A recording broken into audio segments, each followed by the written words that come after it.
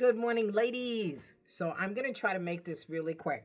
The Lord took me back to Genesis. I don't know why, but it's really funny that when I came to my prayer room today, He had me, my book was opened up to um, Genesis 14.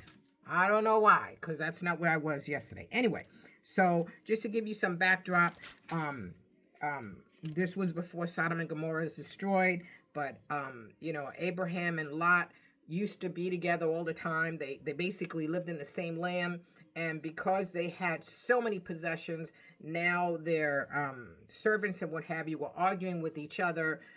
It was too much for one land, so Abraham and Lot split ways in a good way, but they had to split ways so that they could continue to grow in their wealth and so forth, right, and live at peace.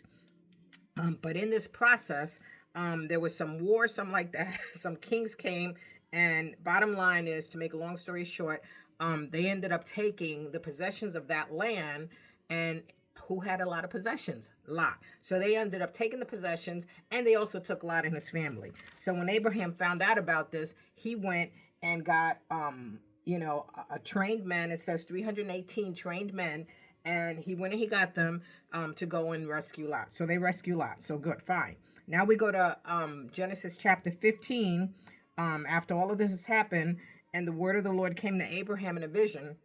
At that time he was called Abram, and it says that the Lord said, "Do not be afraid, Abram. I am your shield, your very great reward," right? And Abram said, "Sovereign Lord, what can you give me since I remain childless?" Okay? And because I remain childless, and I'm paraphrasing now, says, "Because you haven't given me any children, so a servant in my household will be my heir." And this is when the Lord tells him that the word of the Lord came to him and said, "This man will not be your heir, but a son who is your own flesh and blood will be your heir." And he took him outside and he said, "Count all the stars. Look up at the sky and count the stars. If indeed you can count them," then he said to them, "so shall your offspring be." Okay? Abraham believed the Lord. And he also said to him, "I am the Lord who brought you out of Ur, out of the Chaldeans, to give you this land to take possession of it." And Abraham said, "Sovereign Lord, how can I know that I will gain possession of it?" Abraham's asking Abram, because he was called Abram then. Abram was asking for confirmation. How many times do we do that? Okay, it's okay. We want to be sure. So he said, "How will I know that I will gain possession of this land?" That's the promise that the Lord just gave him, right? And the Lord said to him, he gave him things to do. He said, "Bring me a heifer, a goat, a ram, and each 3 years old, along with a dove and a young pigeon."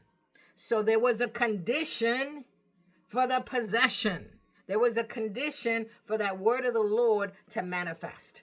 Okay? So Abram had to be obedient and go and do what the Lord told him to do, so that this possession that the Lord was going to give him, this blessing, this gift that the Lord was going to give him, could come forth. There were certain things he had to do. Very simple. God made it very simple, right?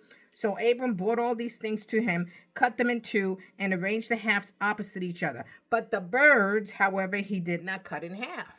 I'm going to study on that to see why. But anyway, then what happens? The birds of prey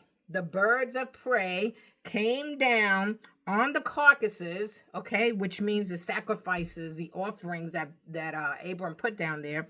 They came down on the carcasses. They wanted to take his offering. The offering represent the blessing. They wanted to come and take this offering, what he was giving unto the Lord. Get this, what Abram was giving unto the Lord to receive what the Lord was going to give him. These birds of prey, demons, Satan, that's what that basically is, okay? They came to try to take what he was given unto the Lord. What he was given unto the Lord. So there are times in our lives, get this, there are times in our lives that the enemy will come and try to stop you from getting what God has for you. Okay? But Abram, it says, drove them away. He drove them away. I'm going to stop right there. He drove them away. He took action. He said, "Not today. No, because this land is going to be mine. So no, you're not taking any of this." And that's what we need to do. You know, when we get some news sometimes, or when things are happening that are like going crazy, and you don't, no, Satan, no. And you keep proclaiming and claiming and claiming that the Lord your God, the one who raised Lazarus from the dead, the one who raised Jesus from the dead, can raise your situation too. God bless you. I love you. Bye.